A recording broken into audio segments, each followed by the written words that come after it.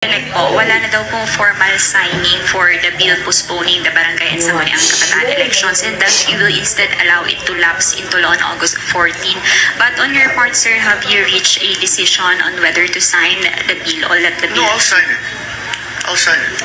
What are the main factors po you weigh before deciding? Because we are facing one of the biggest elements here, kakatapos lang natin ng malaking eleksyon, midterm election.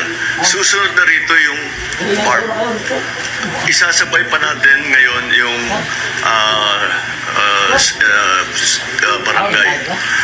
Masyado ang COMELEC actually nagsasabi hindi namin kaya dahil hindi naman kailangan nating tutukan yung BARM. You have to remember the BARM election that is upcoming in October is the first time we have ever had this kind of election at all. Sa buong kasaysayan ng Pilipinas, hindi pa nagkaroon ng BARM parliament na hinalal ng tao.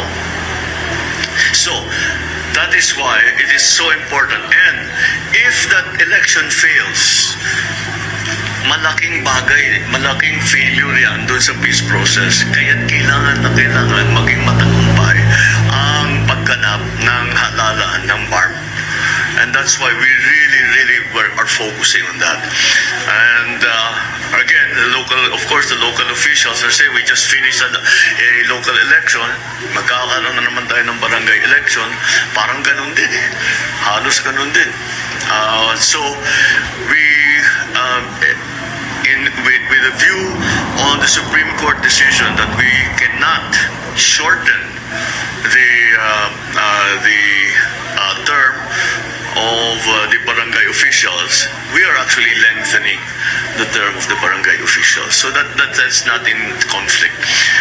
So I think the most sensible and the most common sense solution is to postpone. Thank you, Mr. President.